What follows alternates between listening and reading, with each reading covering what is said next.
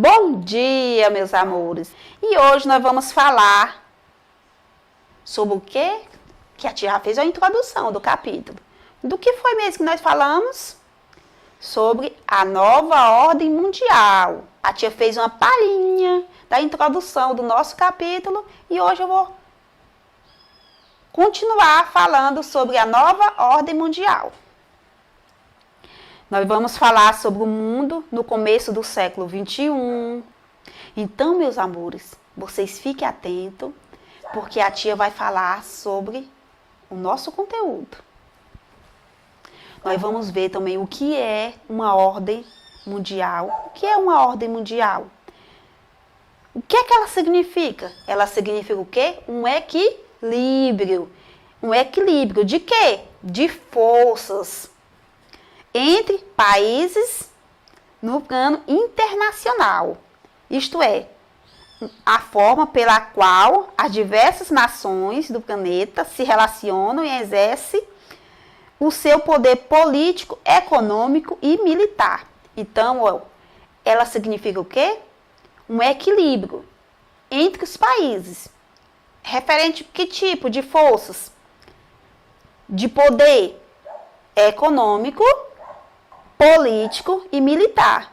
Então, ela exerce essa força entre os países. Ela é um equilíbrio. De quê, tia? Entre essas forças. Entre os países. Político, econômico e militar. Então, pessoal, a nova ordem mundial é o equilíbrio de quê? De forças entre países. Que tipo de força? De poder político, econômico e mundial. Então, vamos assistir a nossa aula e ficar ligado no conteúdo, tá bom?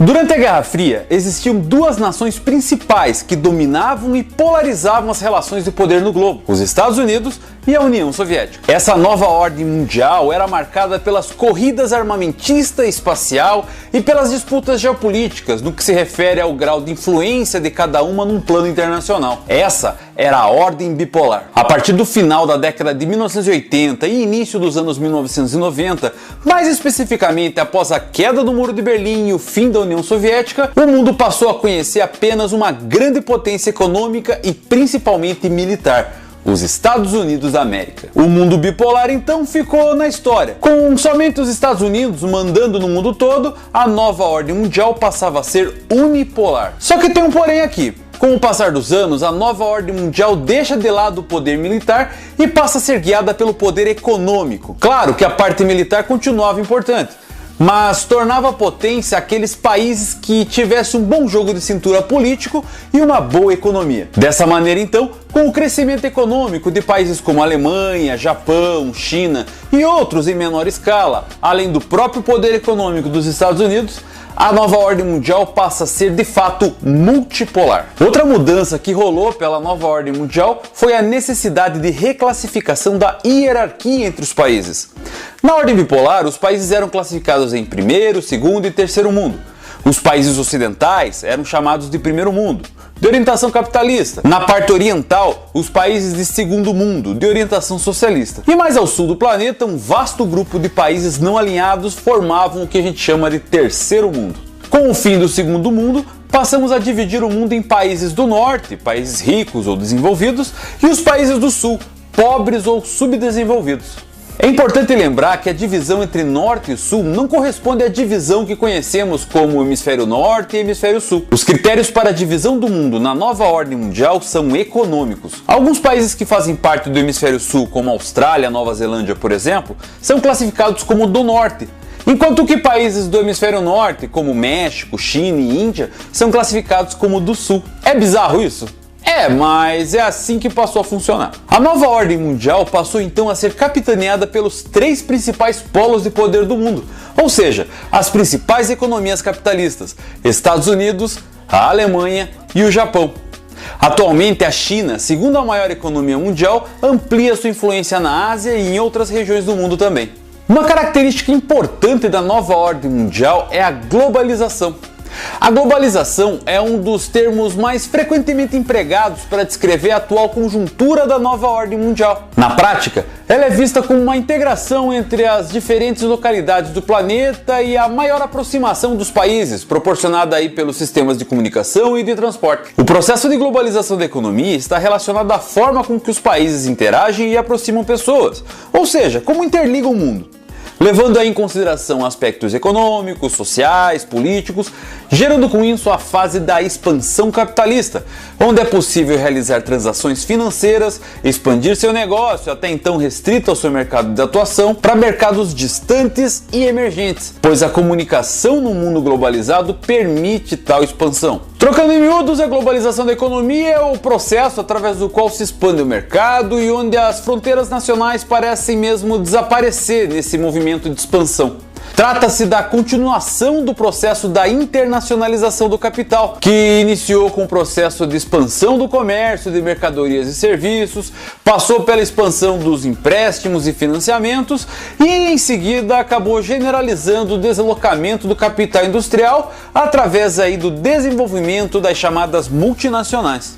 Avanços como rotas de transporte naval e cabos submarinos intensificaram bastante os fluxos de mercadoria em escala mundial, possibilitando o acesso à informação, ao consumo, em pontos até mesmo isolados no espaço mundial. A globalização e a nova ordem mundial é infelizmente também marcada pela desigualdade da relação entre as diferentes regiões do espaço mundial. Esses avanços de sistemas de comunicação e transporte não integrou o mundo todo, como o próprio nome globalização sugere. Ele conectou muitos pontos onde os recursos econômicos são importantes, mas acabou deixando aí muita gente de lado nesse processo. Querem ver um exemplo? Ao mesmo tempo em que podemos saber nesse exato momento que propaganda está passando no telão acima da cafeteria Starbucks em Nova York, clicando somente no link aqui na descrição, você provavelmente não sabe absolutamente nada do que acontece na capital da República Democrática do Congo há pelo menos um ano. Tô errado? Se duvidar, você nem sabe